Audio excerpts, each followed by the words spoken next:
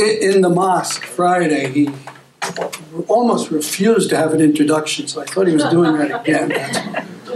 It is my great pleasure to introduce Dr. Mazin Qumsiyeh. He's the director of the Palestinian Museum of Natural History and Institute for Biodiversity Research in Bethlehem in occupied Palestine. He's spoken all over the world about the denial of Palestinian human rights and issues of climate change and biodiversity in the Middle East and the world. He was formerly director of the cytogenetics department at Yale University. In 2018, he was a National Geographic grantee. He's the author of several books, including Sharing the Land of Canaan and Popular Resistance in Palestine, and a dear friend of mine for 20 years, Dr. Mazin Qumsiyeh.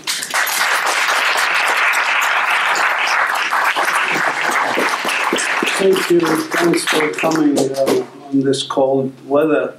About a year ago, I received an email from Ubay Aboudi, who said, you're a recognized scientist in Palestine. I've been on your email list for a long time, and I would like to invite you to a meeting called Scientists for Palestine at MIT. And that's the main reason why I came to the US at this time.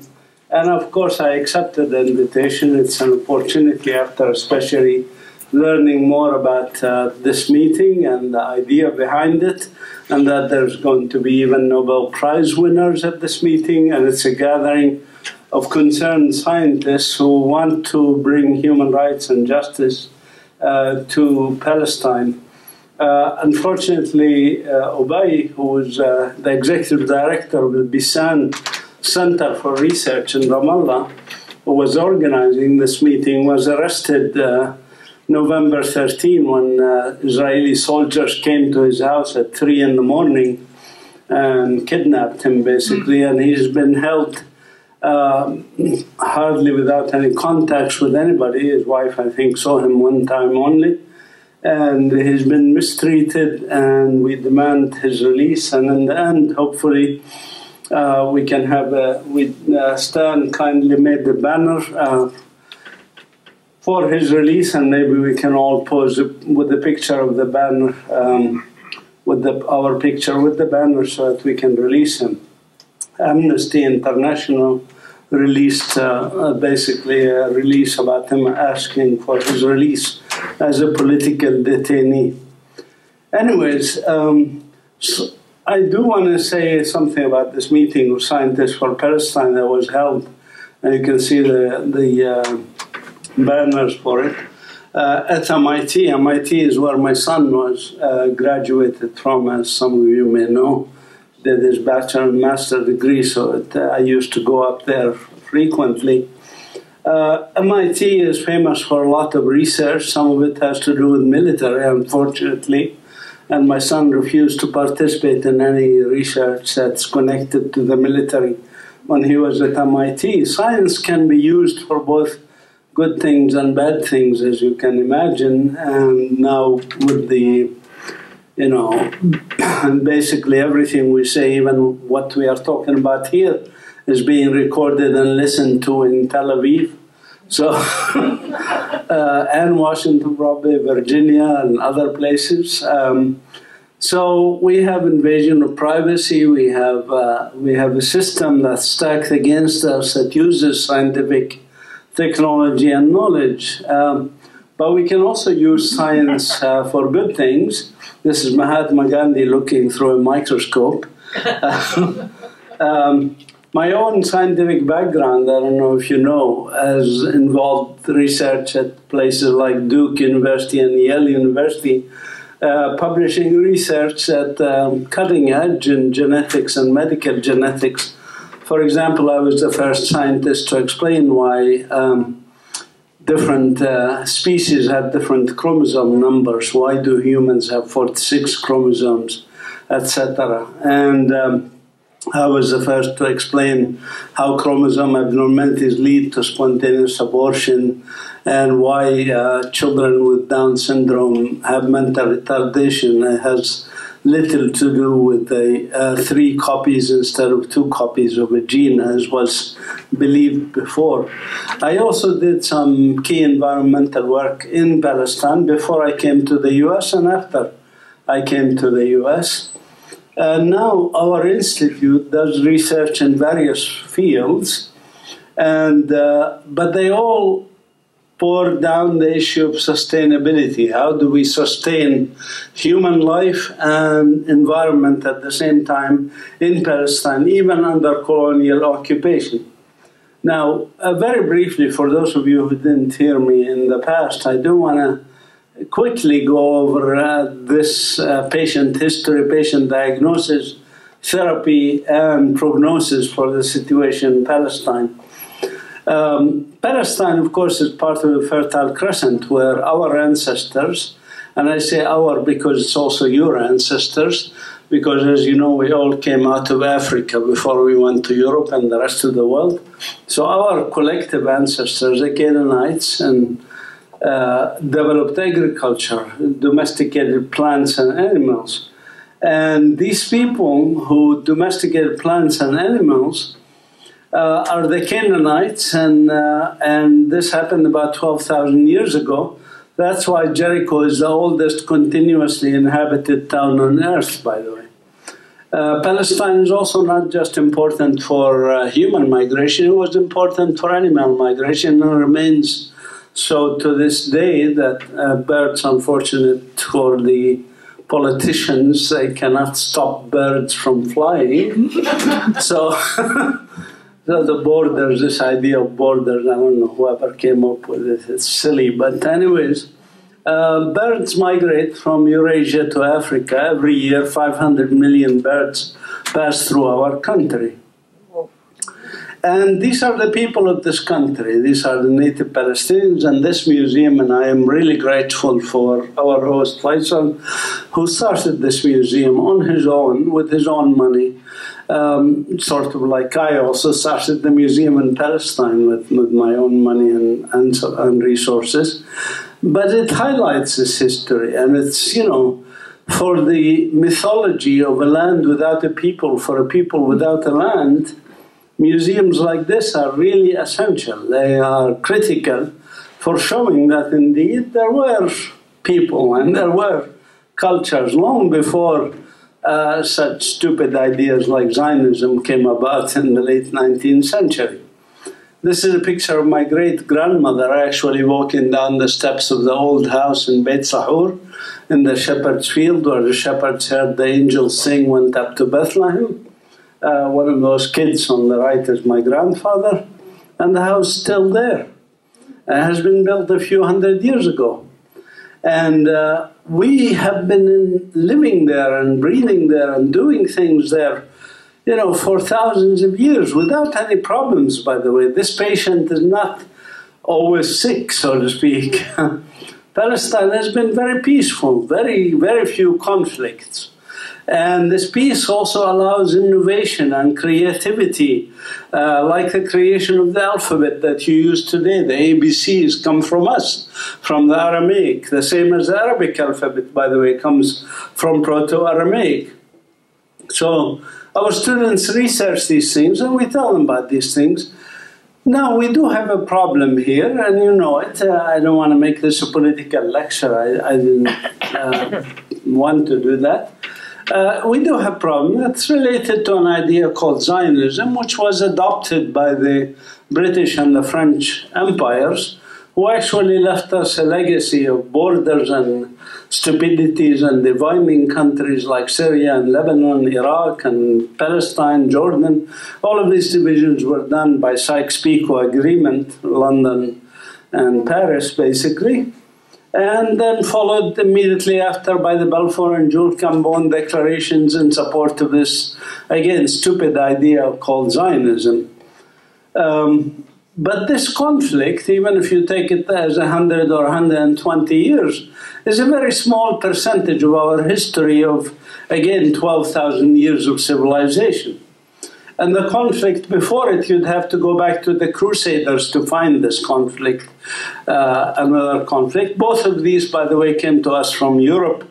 So no thanks to Europe for our problems. But the result of this was very obvious, which is to take this very rich, beautiful culture that lasted in harmony with nature for over 12,000 years of civilization and destroy it, and destroy all these Palestinian villages and towns, 530 of them, as you see on the map there, that were destroyed. The red dots on that map to create the so-called Jewish state of Israel. I say so-called because I don't really believe that Zionism has anything to do with Judaism or Jewishness, and Stan has published a very nice book about the collaboration of the Zionists with anti-Semites, and also Lenny Brenner here has done some earlier books that inspired Stan and inspired me for some of our work. But anyway, the bottom line is there was ethnic cleansing of these villages, and today 7.5 million of us Palestinians are refugees or displaced people, including the family of Yusuf that you heard about. Now there is a website called Visualizing Palestine. Here again, where technology and science can work positive things and can work negative things, I think this is a positive use of technology and knowledge, is to visualize with graphics what had happened in Palestine. As you can see here how, for example, since the occupation of the West Bank and the Gaza Strip in 1967, there has been demolishing of Palestinian homes at the bottom, and on the top the built-up of Jewish-only colonies or homes. And this is about the demographic changes and basically the removal of Palestinians. And by the way, the first removal of Palestinians, first Palestinian refugees, was not in 1948 when the State of Israel was created. It started in the 1920s under British rule and the control of people like Herbert Samuels, a Zionist leader of Palestine in the 1920s, appointed by the British. But the bottom line is 3.8 almost million Jewish immigrants came to us from around the world, and 1.7 million Palestinians were removed. And of course their children and grandchildren. That's what accounts for the fact that, as I mentioned, 7.5 million of us are refugees or displaced people. Palestinians are relegated to small Bantustans, ghettos in the Galilee, in the West Bank and in the Negev and in the Gaza Strip, where Yusuf comes from. And these ghettos altogether account for 8.3% of the historic land of Palestine. In South Africa, under apartheid, the blacks were relegated to 11.5% of the land, so we're actually worse than apartheid in South Africa. When my son was 13 years old, he saw the shrinking map of the US at the bottom, and it gave him the idea to draw the shrinking map of Palestine in 1998, and this has been used by many people, including now Visualizing Palestine came up with this even more brilliant idea of showing how Jewish colonies have replaced Palestinian communities. The grey dots in the map on the left in 1882 is basically the Palestinian villages and towns and their ownership of the land. And as you see, slowly more and more Jewish colonies in blue. And today, you know, the grey is almost gone, and the Zionists want it all gone, of course. This is the diagnosis of settler colonialism, of course, and so it's important to make this diagnosis as settler colonialism. Settler colonialism also affects the environment. For example, draining of the wetland, of the Hula reserves that destroyed 119 species, the uprooting of all these Palestinian villages and their associated trees and landscape, and then planting a monoculture of European pine trees to replace them is another mega project that the Zionists have engaged in. A diversion of the Jordan Valley water from Lake Tiberias that dried up the Jordan Valley and resulted in the shrinking of the Dead Sea is another mega project. And there's even Israeli author Alan Tal, who wrote a book called Pollution in the Promised Land. and environmental history of Israel. I think it's remarkable. But anyways, now that Dead Sea is shrinking, Israel is also building a canal between the Red Sea and the Dead Sea that will destroy the Wadi Araba and destroy the coral reefs of the Aqaba area, or Eilat as they now call that town there. And this is very devastating environmentally. Basically, they'll pump the water up, desalinate it, pump it down. The sludge, basically what's left of the desalination, will be dumped into the Dead Sea. Very, very catastrophic project. Cost $20 billion. And the reason it's put on the Jordanian side is that Jordan will be left holding the bag for this very useless and totally destructive environment, a very useless economically, totally destructive project, because that's how the World Bank and the IMF work, by the way, to put the other countries under their thumb, is they give them large amounts of money for projects they don't really need, and then they can control their economies and make sure that Jordan will always be subservient to the US and votes with it. This is Jabal Abu Ghnaim near my village of Beit Sahur, which what it used to look like in 1997 on the top, and what it looks like now today is basically a concrete jungle. That's another environmentally catastrophic project. These are symptoms, I would say, and what Yusuf also talked about are symptoms of settler colonialism. What's the output of or outcome of settler colonialism? It's one of three models: either the Algerian model, where 1.5 million natives were killed, 1 million French left. Many of them have never seen France in their lives. They were 6, 7 generations in Algeria. The second model is the Australian USA model, where there's genocide of the native people. Both Model 1 and Model 2 are rare. Model 3 is the most frequent model, and it involves basically the descendants of the colonizers and the descendants of the colonized living in one country. That's found in places like South America, like Brazil, Argentina, Chile, other places. Also Central America, like Colombia and Panama and so forth, and North America like Mexico and Canada. And also, Southeast Asia, Philippines, Malaysia, Indonesia, Taiwan, all these countries. Taiwan, by the way, is where my wife is from. And she is a descendant not of the native people of Taiwan, she's a descendant of the colonizers of Taiwan. Okay, what happens in those countries? People live together. It's not kumbaya, by the way, it's not happiness, wonderful life, but it's at least less bloody than scenario number 1 and scenario number 2. And we Palestinians have always pushed for scenario number 3.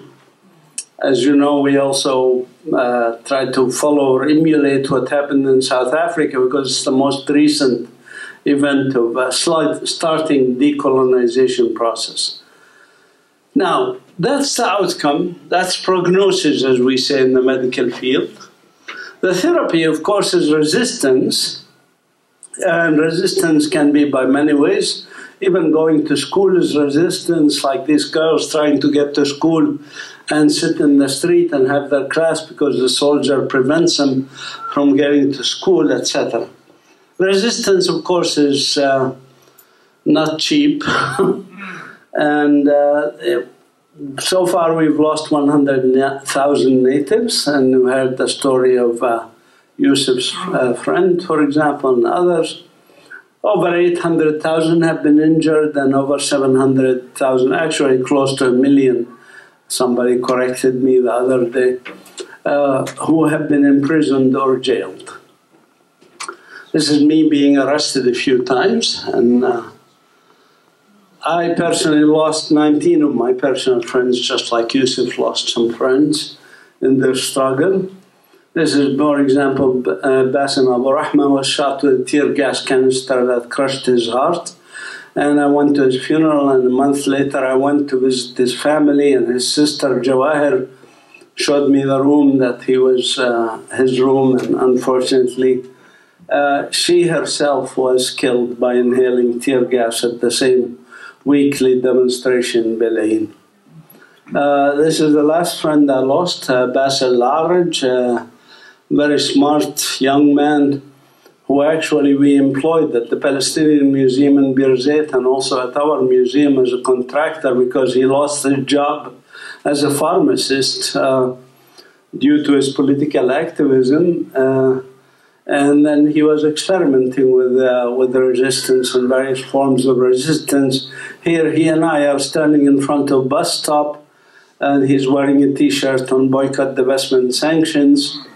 And the reason we were standing in front of a bus stop is we called it Palestine Freedom Riders to show that Israel is a racist state, that we're not allowed on these public buses as Palestinian Christian and Muslim. You know, Basil Laraj is Muslim, my family is Christian, and we're not allowed on these buses. I'm not allowed to Jerusalem even with my US passport, by the way.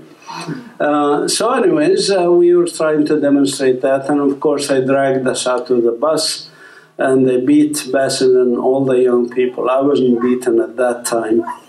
I guess maybe difference to my age. But anyways, we have climate change effects and other challenges, environmental challenges not related to the occupation per se, which we also have to deal with, compounding our what I called in one of my articles environmental nakba that we face.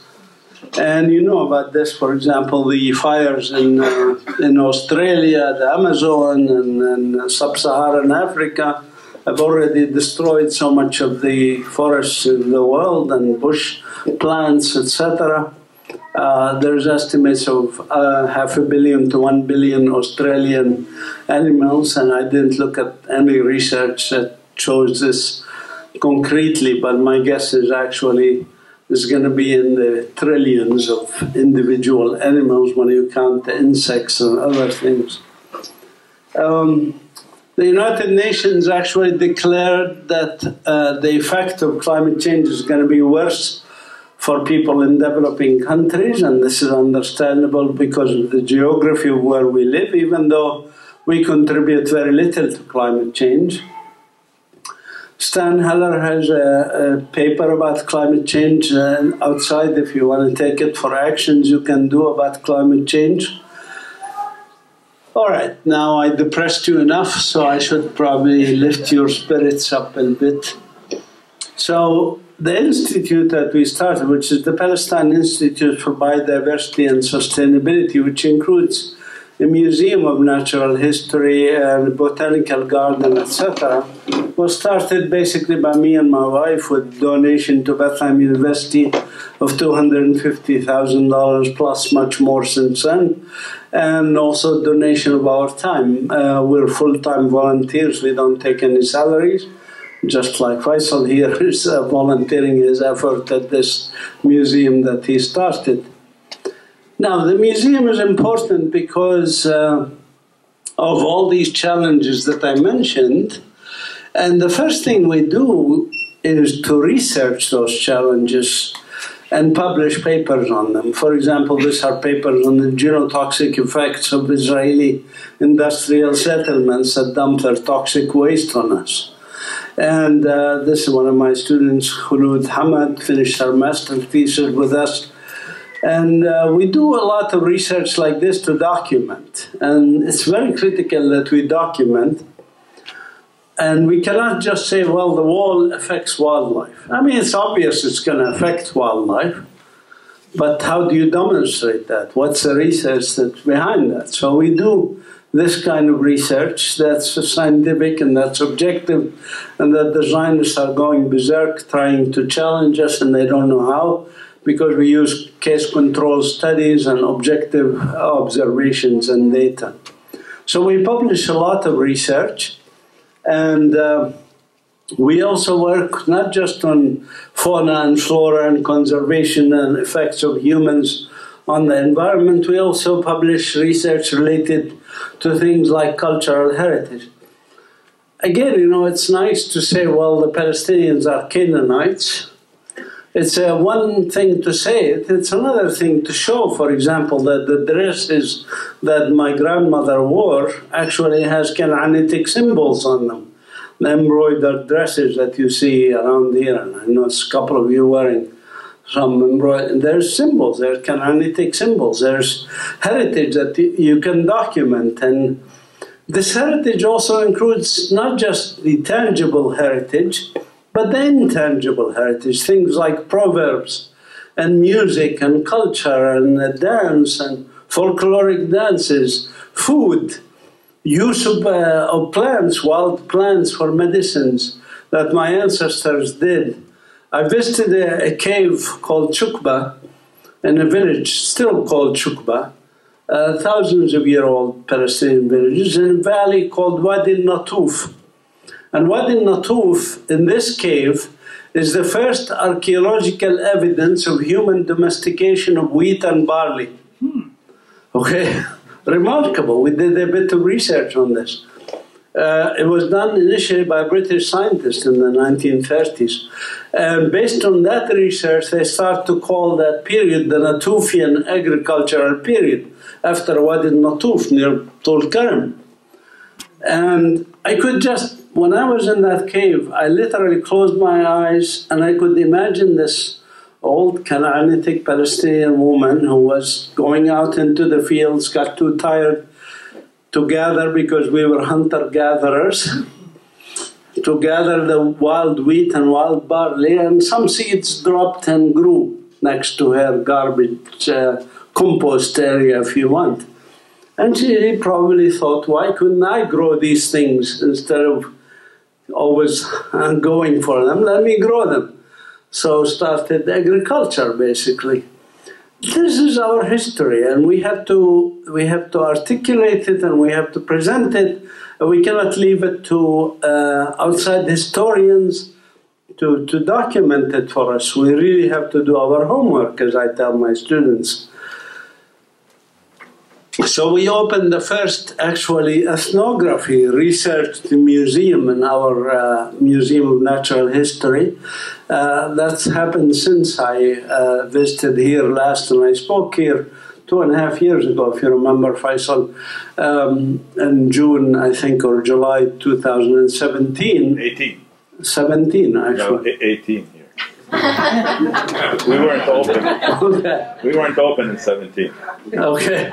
Anyways, okay, so a while ago I spoke here, but we hadn't opened the museum yet of ethnography, and now we have Museum of Ethnography. If those of you who visited us can now visit, they'll see where we keep all the agricultural tools, instruments, even beehives that our ancestors, the Canaanitic ancestors, used to make from straw and mud and things like that. This is at the opening of the museum, and you can see both tangible and intangible being shown on TVs and stuff like that in this museum. We work also not just to have a museum, we work with the communities on conservation, because as I said earlier, the vision of the museum is sustainable human and natural communities. So to sustain human and natural communities, you have to make sure that people have a buy-in into their own sustainability and the sustainability of the nature around them. So, for example, we have some work in Wadi Zarqa that we protected an area that's very endangered, supported by the Belgian government and so forth. We work with children regularly in all the communities we work in to show them how to recycle and upcycle things. And we even have a community garden now in the museum for the children of the two nearby refugee camps, which are Azza and Aida, to come and basically plant their own plants, and also learn about technologies like aquaculture and aquaponics. And aquaponics, and aquaponics grows fish that the volunteers eat. We did some work on climate change that's tailored to the local community. This is a project funded by the city of Geneva, where we did basically systems of protection of the environment and reducing our carbon footprint, etc., via innovative tools. This is a project that we did in a World Heritage Site, as Stan mentioned. We got the first and only grant from National Geographic Society, and the Darwin Initiative also first and only grant given to Palestinians to basically protect this valley and the communities around it. The communities around it include Batir, Al-Walaja, where I was arrested about 7 or 8 times, and Al-Walaja, Batir, Hussan, and Beit Jala. These are just some of our staff whom we sent. For example, the lower left-hand corner, Muhammad Muhammad Najajra and Rina Saeed, who went to Geneva on this climate change project.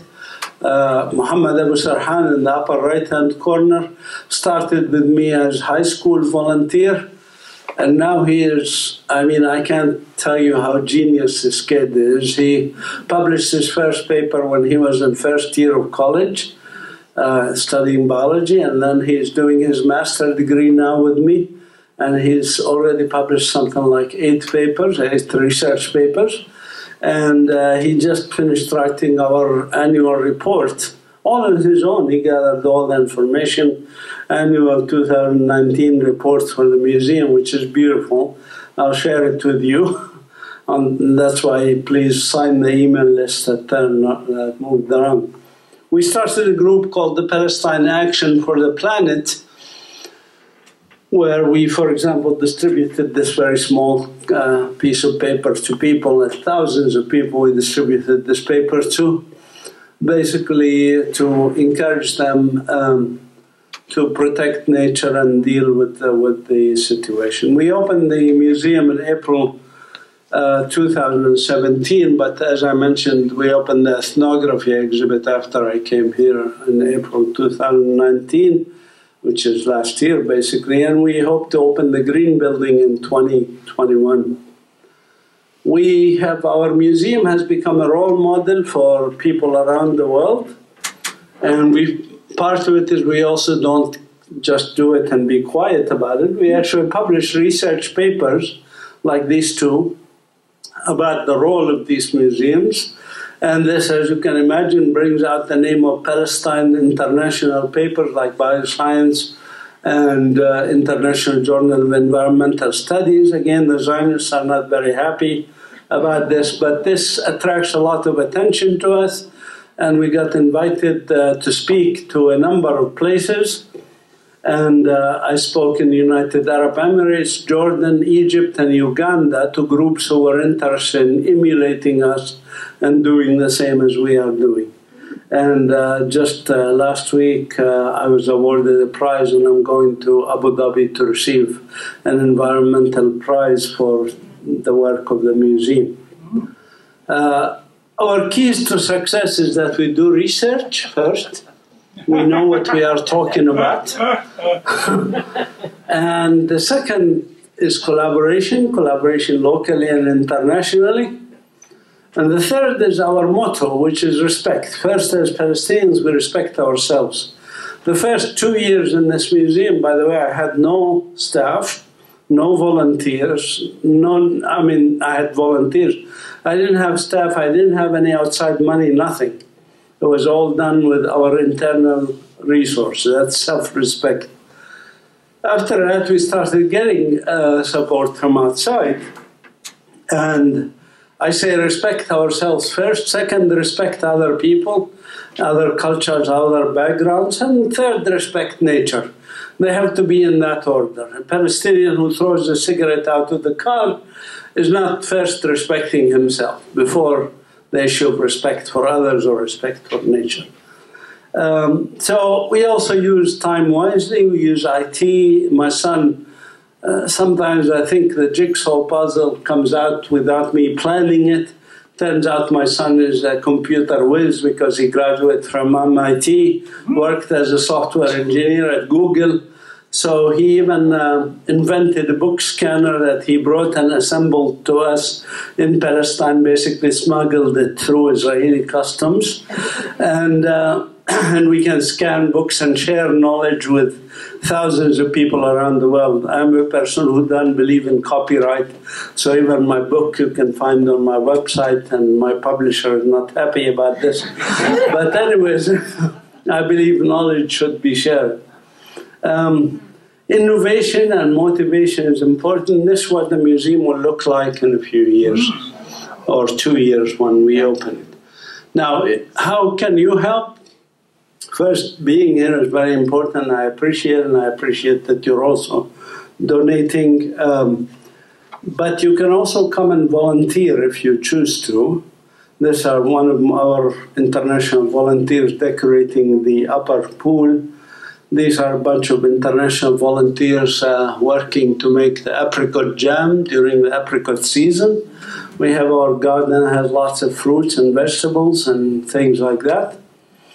I finally want to say, put this picture in the end, because I think it's a picture that illustrates Palestine in what I call the beauty of Palestine. The beauty of Palestine is not only nature's biodiversity, it's human diversity, right? And diversity is strength. When you have people of various backgrounds, religions, cultures, or lack of religion for that matter, and cultures and ethnicities and so forth, and languages even. This is richness. This is the richness that we in Palestine and our ancestors, the Canaanites, have always treasured, by the way. Why do you think we have an Armenian quarter in Jerusalem? Because we treasure diversity. We said to the Armenians, Ahlan wa sahlan. They came and they became natives. Native, okay? We don't consider them foreigners or anything. They're native. And Jews after the Russian pogroms who came to Palestine, we said, Ahlan wa sahlan. We have no problem with diversity, with immigrants, unlike some countries, without mentioning names, who have problems with diversity with immigrants. We love immigrants. What's wrong with immigrants? So, Ahlan wa sahlan. And Palestine could accommodate immigrants. It's not a lack of space or resources. What we don't like, of course, and it's logical, if somebody comes and says, I don't like this country the way it is, I'm Baha'i, and I want to make this country a Baha'i state. And everybody who's not Baha'i should get the hell out of here. This, of course, we reject. And we reject whether it's Baha'is, Zoroastrian, or Jewish, or any other religion. So it's understandable why these people got together to object to Zionism in 1932 and resist. One of these guys, the one in the white beard, by the way, he was 82 years old when he participated in a demonstration. He got beaten by the British soldier. And he died a few months later. Some people believe it's related to his injuries. And this is our website, PalestineNature.org, where you can volunteer or you can donate, also tax deductible. We're 501c3 Bethlehem University Foundation. As I mentioned, we're part of Bethlehem University. And you can also go on Facebook and see our activities that are regular. And if you sign the email list, as I said, we'll send you the annual report for 2019, which was just finished yesterday. I do want to thank Faisal. I want to thank Stan, a very close friend of mine, and many of the people here who have been, I should say, remarkably active for many, many years in various rights causes, and all these rights causes are connected. Tomorrow, by the way, is Martin Luther King Day. And I hate the way the US government has kind of expropriated Martin Luther King and made him into something he was never. They made him into somebody who, is part of the system of government, if you want. Martin Luther King, you have to remember, he was attacked by the US government. Same government that attacks me now and attacks many of us. By the way, I have a group of lawyers working with me. We're going to sue the US government for harassing me. Okay? it is, you know, when Martin Luther King was a problem, why don't you stick to civil rights, they told him, right? And what did he answer, by the way? Do you know what his answer was? Why they told him, why do you speak about Vietnam and the war in Vietnam and all this stuff? You know, why don't you stick to civil rights? How did he answer it? He said, I would be a hypocrite to do that. You know, what is it fighting about the rights of people here when we're sending our young boys to be killed in Vietnam? And the US government hated this. He was challenging the system. He was speaking also about economic justice. And it is time for us to really, you know, I want to just tell you, by the way, this is the picture I showed you of the group of Palestinians in 1932. This one included the woman in the black hat in the middle. Her name is Mati al-Mughannam. She wrote a book in 1936, and I'm sure Martin Luther King read it. Why? Because almost some of his words are exactly the words that she was using in that book. They told her, why don't you stick to women's rights? Why do you have to speak against the British and against the Zionists and against this and against that? She answered in exactly the same way. All great minds think alike.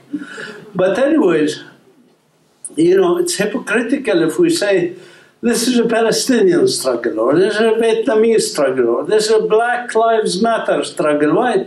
I'm not black. You know, the first struggle I joined, by the way, was not the Palestinian struggle, believe it or not. I was at the University of Connecticut, a master's student, young 22, 23-year-old. I was elected president of the International Student Union at the University of Connecticut. And this black guy comes to me and says, Mazin, you're now the president. He's a friend of mine. I said, yeah. He says, what are you going to do about South Africa? And I was like so naive, I said, what's wrong with South Africa? This is 1980 I'm talking about. And of course he educated me, and we brought a speaker from London, actually, who later I found out is a member of the ANC, the African National Congress. And of course the ANC was designated terrorist organization, and so of course he couldn't publicize his connections to the ANC, and he had to be very, very careful in what he said when he was here. But he also educated us, and then when we asked him, what do you want us to do? He said, well, you know, there's 1,000 things you can do. You can do media work, or work on your congressman, lobby, you know, like Yusuf told you, there's God, call the congressman, whatever. And he said, you can engage in BDS, boycott, divestment, sanctions. That's the first time, by the way, I heard the word BDS. Was not in connection with Palestine, it was in connection with South Africa.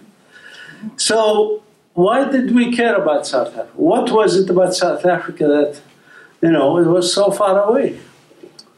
But it is this human struggle and this human decency and the understanding, by the way, that all our struggles are connected. I was invited to speak in Mumbai, by the way. 500 people attended my lecture. Most of them, essentially 98% of them, were what's called the lower caste. You know, disenfranchised people who are really in Indian Hindu structures were discriminated against. And so I knew the answer, but I wanted to confirm it. I said, you know, there's 1 million people on the streets in Mumbai, living on the streets, you know, some of them naked or half naked, and they don't have anything. Why do you care about Palestine? Why invite me to come and speak? I said to the leader of this group that invited me, he said, well, do you know who Modi is? I said, yeah, of course I know who Modi is. He said, do you know who his best friend is? I said, yeah, Netanyahu. He said, that's the clique that we're fighting. That's the group we're fighting. And our struggles are connected. And it is true, you know, Netanyahu, Modi and Trump and all these people who are in power and are very rich, making the rich richer and the poor poorer. This is our enemy, and we should join forces to fight these people, including, by the way, Abu Mazin, the president of the Palestinian Authority, but that's another story. Okay, I should stop here and take some questions, and I'm happy to answer any.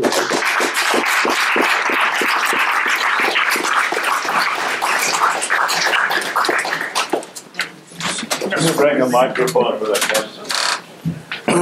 Before we get into the Q&A, just a couple announcements. I found out about this event just this morning. There's going to be a photography exhibit at the Whitney Humanities Center at Yale. It's called Can Rocks Feel Pain? The Bitter Landscapes of Palestine. Photographs by Margaret Olin, who I think has a lot of photographs here. But it's right there. She happens to be here, too. She happens to be there. Very good. All right.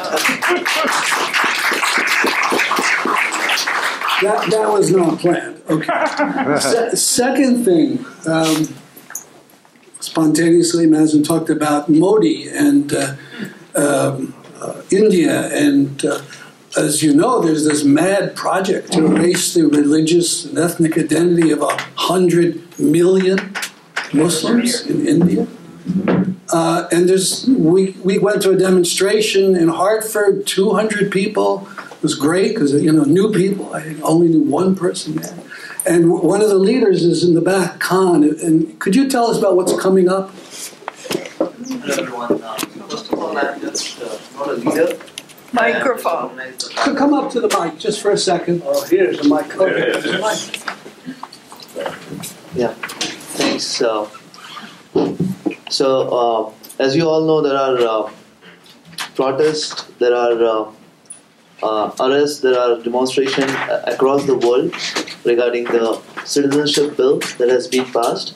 Now it is as a law in India. As per that new law, they have selected few countries from where, if anybody is traveling to India or filing any citizenship, they will get the citizenship, but Muslims will not get it. And there is another law where they are registering the citizens, where you have to prove that you are an Indian citizen.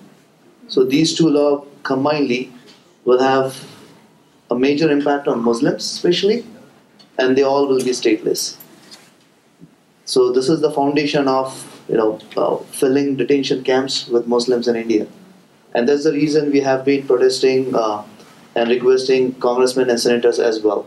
So in this regard, Jan 26th is our Republic Day, India's Republic Day, when the Constitution was implemented, and this law is against the Constitution because law says you cannot give the citizenship on the basis of religion or exclude the religion while giving the citizenship.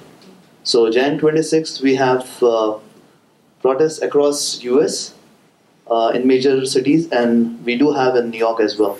So the protests start from 12th and ends at 4, which is right in front of Indian Consulate, 63rd Street.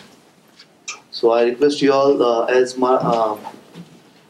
MLK said, the urgent question is, what are we doing for others? And I feel in the current world, as he has also explained, raising our voice is the best thing we can do for others.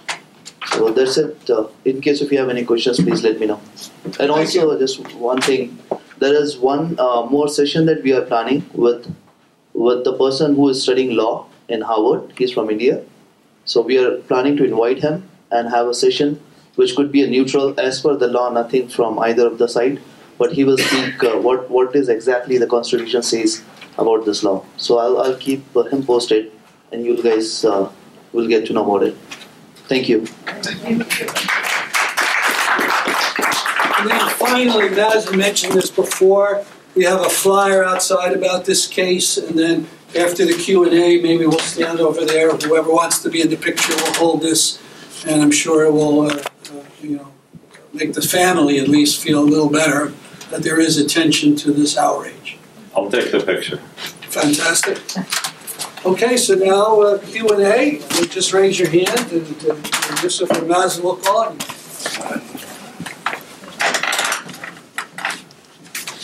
Allah.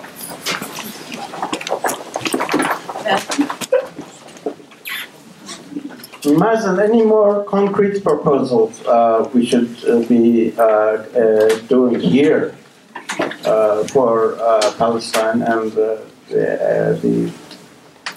you're talking about the ecology of Palestine? I mean, you can, for example, join Promoting Enduring Peace or Middle East Crisis Committee and work with any of the groups here that are working for human rights and justice. And they always have actions and joint actions.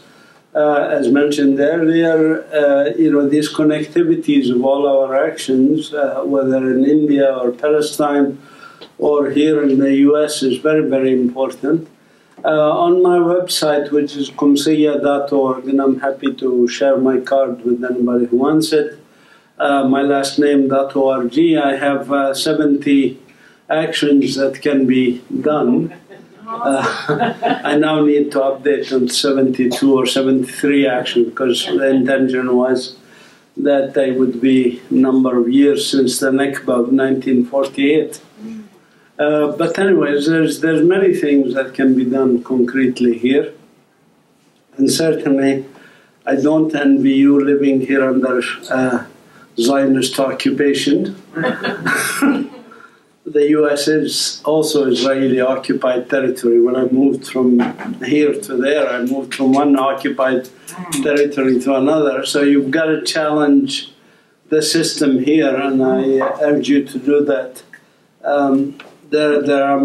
I tell people also that whatever is your passion and your interest, you can use your knowledge and your interest to do. If your passion is music, you can certainly use music for resistance. If your passion or interest is media, and Stan has the Struggle Video Media Network that he goes out on media, and other people here use media also. So use media. If you're interested in political activism, by all chance, go work on the politics. So whatever your background and your interest is, if you like gardening, come and garden with us. Haifa there, by the way, is an educator. She has a PhD in education, and she came and volunteered with us at the museum in childhood education. Now she brought me a suitcase full of children's books to take back with me. So, so that's, everybody does what they can, and, Justine came, and she's a psychiatrist, and she wrote a lot of analyses of what's going on, and that's important.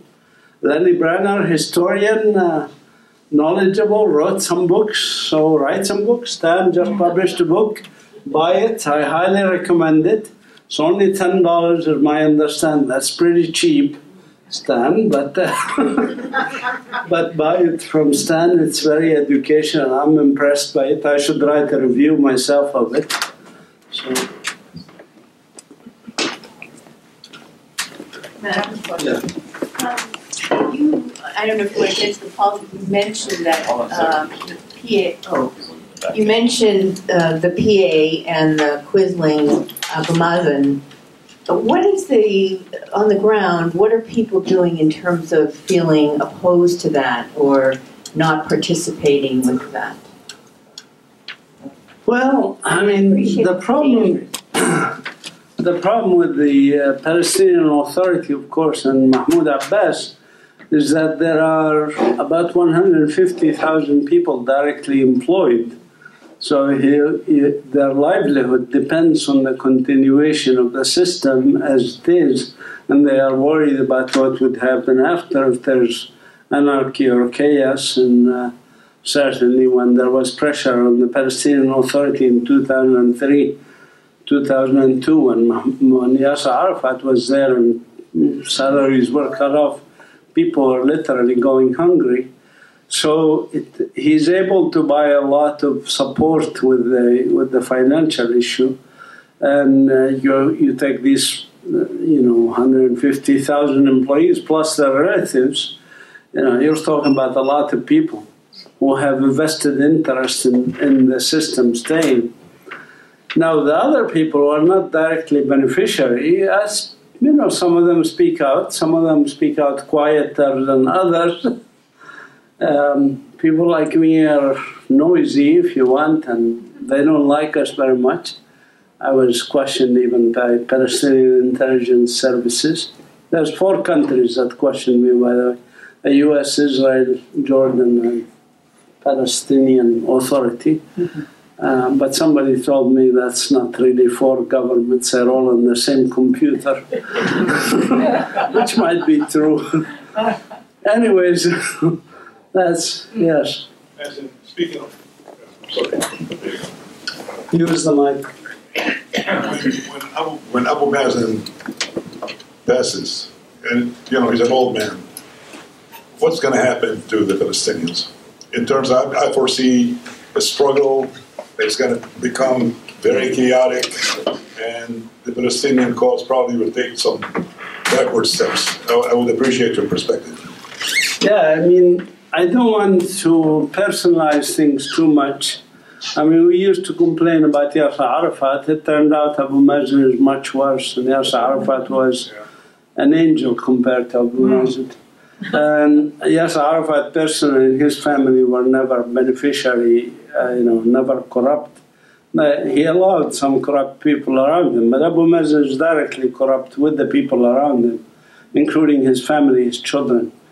So I don't want to make it personal on the issues of people, because politicians, by definition, and the same, by the way, goes here. Please don't expect dramatic change if Trump is not re-elected. Politicians, they do this, they stick their finger in the air like this to see where the wind is blowing. And what we have to do is provide them with a hurricane to get them to do the right thing. And many times, they come kicking and screaming against us to do the right thing. So what we have to do as people is pressure politicians. And if you think in the US, for example, this is true here. What are the positive things that happened in the country and how did they happen? Things like women's right to vote only in the 20th century, and civil rights, and ending the war in Vietnam, and ending US support for apartheid South Africa, or unions, or social security. They all happened when the people provided the hurricane to the politicians, regardless whether they were Democrats or Republicans. I would say the same thing about our politics. I think whether it's Hamas or Fatah or any other party, if we don't, the people, provide the pressure, they're comfortable where they are. Why would they change? That's not my question, though. In terms of succession, even as corrupt as he is, when he passes away, what kind of... Yeah, well, you could get somebody worse than him. You could get Dahlan, for example. That's what I'm afraid. He's a CIA agent. That's possible. Or some of the other corrupt people around him. So, again, my point is, don't count on the issue of personality. What we have to do, the people, we have to pressure. We have to apply the pressure. And there's a price to applying this pressure, as you heard from Yusuf and me. Whatever I consider also Israel is a sovereign country on top of me. So who are the Netanyahu? What if Netanyahu resigns? Somebody better or worse is going to come after him. To me, that's not the criterion. What the criterion is, how much people are going to apply pressure on Netanyahu, on Abu Mazin, on whoever comes after them. And some of these people, by the way, they seem to live forever. Look at Henry Kissinger. How old is he?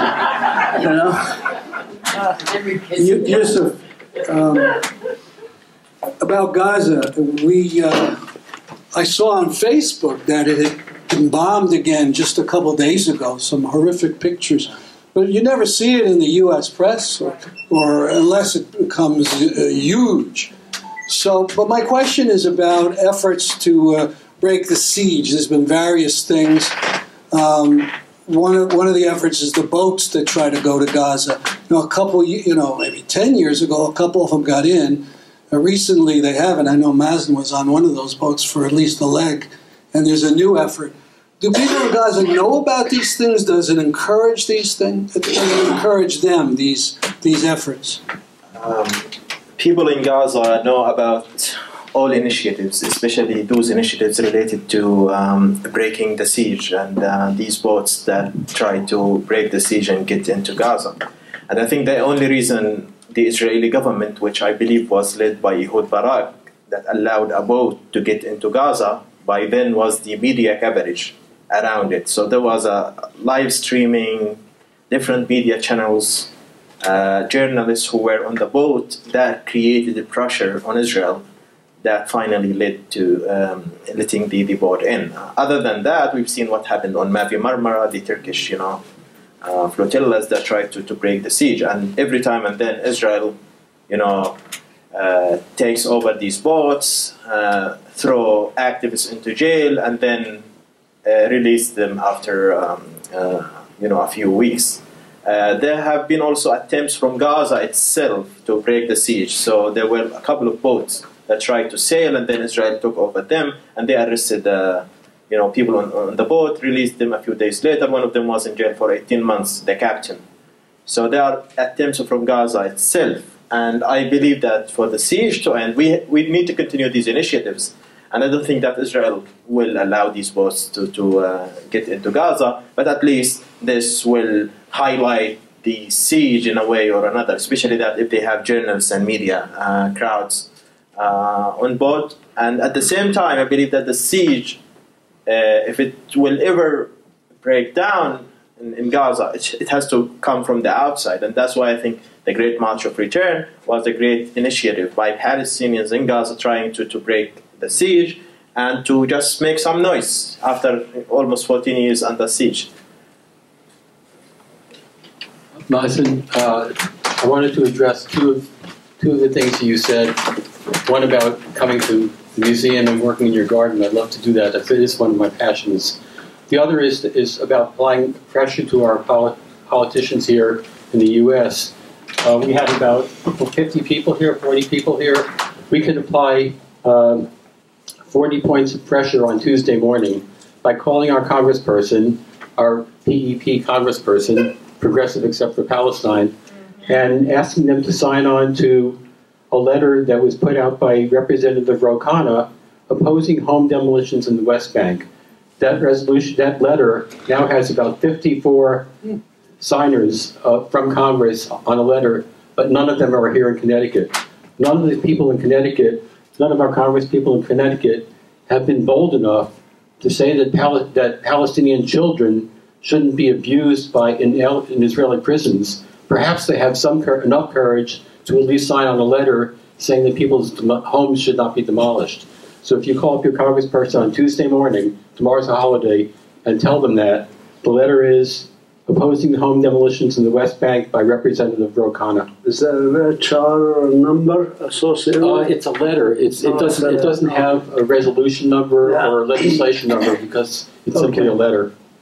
All right, so when you take the card that's about the prisoner that's out there, that has the number for the U.S. Congress, and you call on Tuesday morning about the prisoners, you have two things. You can ask them about the prisoners and about home demolitions. And I think, it takes only a minute or two, because all you have to do is just say, I want him to support this, and these people just keep tally of numbers. So the more, and you feel free to call the next day with the same information. The more they hear, the more they tally the numbers. The deadline for the letter, I believe, is Wednesday. Okay, so it's Tuesday is the best time to call. Yes. I don't need the mic. Since al-Sisi has taken over in Egypt, has that made a difference for people in the Gaza? Do you find more sentiment in favor of the people in Gaza from the Egyptian people, or is it gotten worse because of the repression in Egypt?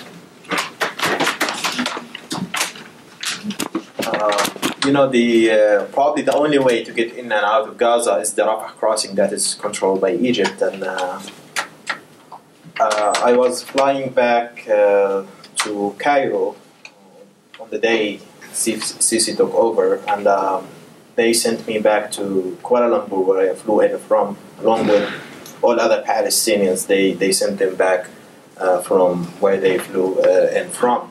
So this has impacted Palestinians in Gaza in many different ways, and like specifically talking about the Rafah crossing and trying to get in and out became very difficult for Palestinians.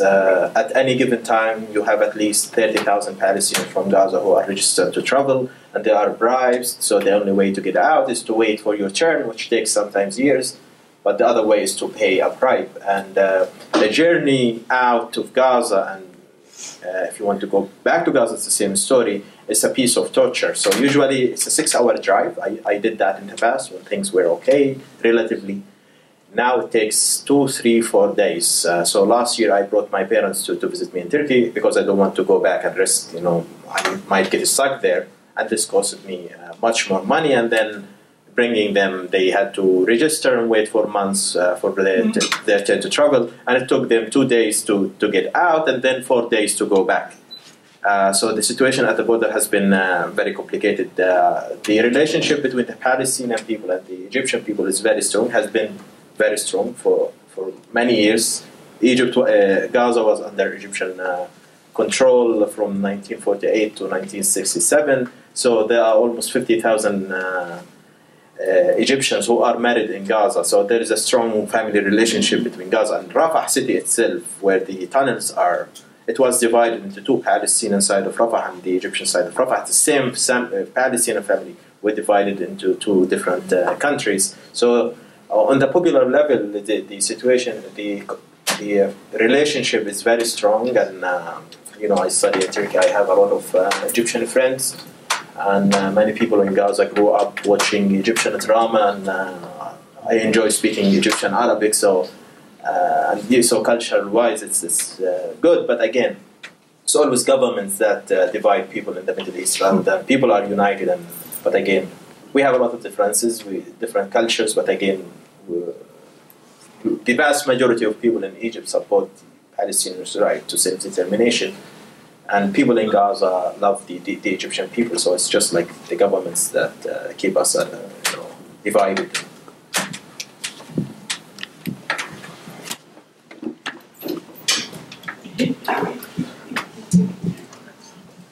Well, thank you both for your presentations.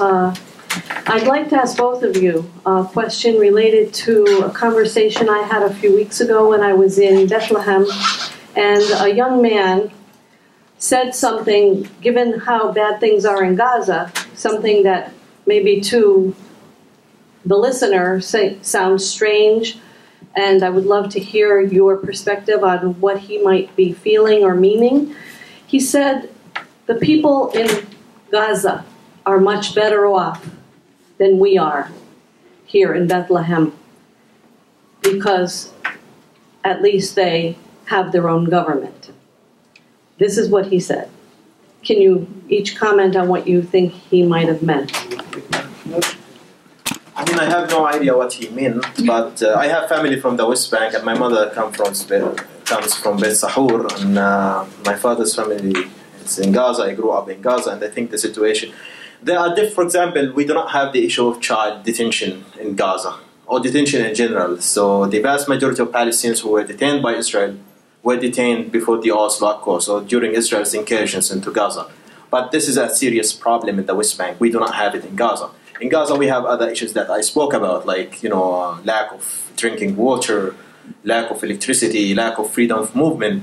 In the West Bank, they have different issues too, like related to the freedom of movement. But eventually, practically, many of them can leave in and out. It's not easy, but it's way easier than... It doesn't take days, it takes hours. Moving from one city to another, there are checkpoints. We do not have this problem in Gaza. Many people, especially in the West Bank, envy Gaza because we have a sea, but the sea is polluted. So we are one people, and I think this is part of probably an Israeli narrative to divide Palestinians, to say this is Gaza, Gaza is different, the way they treat Gaza is different. Or if you have a Gaza ID, you are treated differently, West Bank ID, and then Jerusalem, and then 1948, and Palestinian diaspora. Divide and rule. But I think living conditions in Gaza are harder than that in the West Bank. In the West Bank, they have settlers' violence, uprooting trees and burning trees, house demolitions. Israel demolishes houses in Gaza, but they do it in 1 week. When there is an escalation, they demolish 10,000 houses. They do it in 1 week. In the West Bank, it's slow. So the occupation in the West Bank is slower, but it's going on. There we have land confiscation. So I think this is we are both live in a bad situation. So sometimes it gets worse in Gaza, sometimes it gets worse in the West Bank, but we both live in a bad situation that is getting worse every day. Maybe sometimes in Gaza, because of the siege, things are a little bit harder. This is.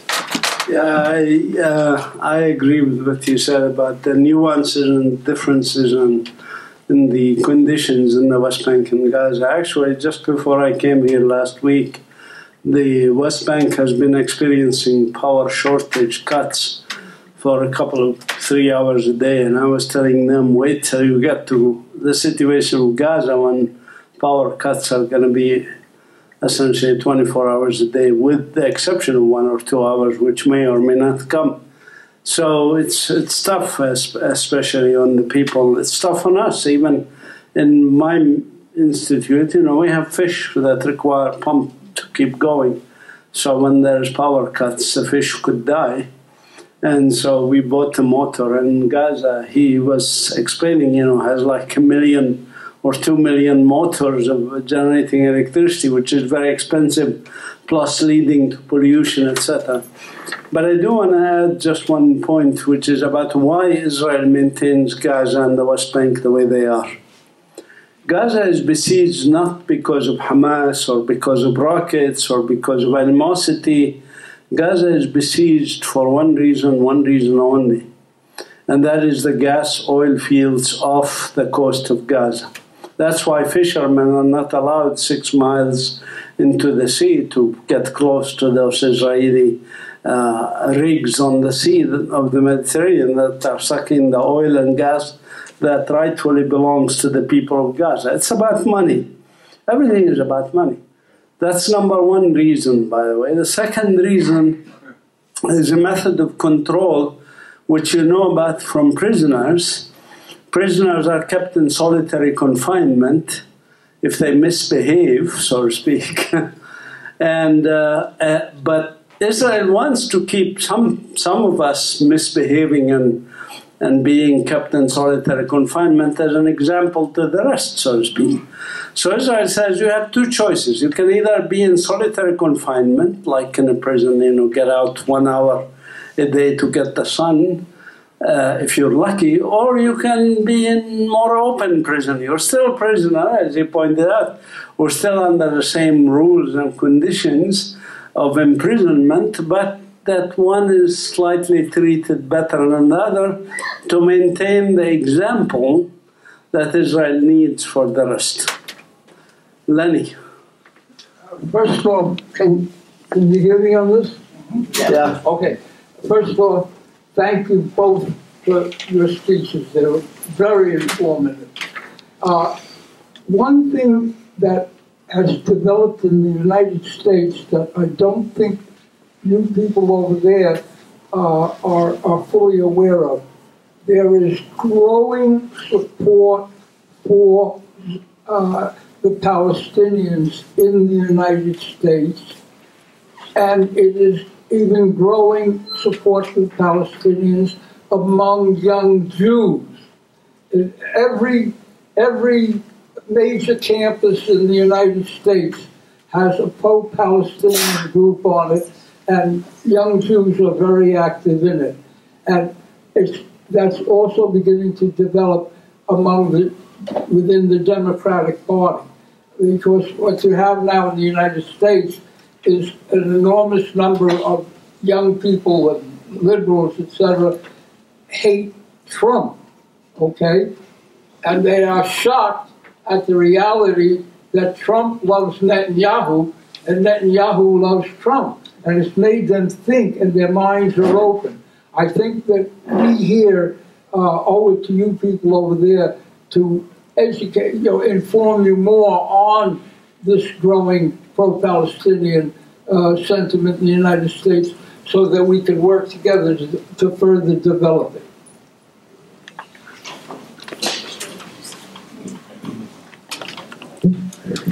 No, I mean, just a quick comment on what you said, Lenny. I actually know the change in the U.S. because I lived in the U.S. 28 years. I came in 1979, and when I first came in 1979, if I mentioned the word Palestine, they would say Pakistan, the one next to India. And if I say Palestinian, you know, Palestinian, they say, yeah, the terrorists that, you know, that are hijacking airplanes. That's how the conception was. Things have changed dramatically in those years, in the last 40 years or so. Well, is there any more questions? Great, because we're just about finished with our time. How about a nice round of applause?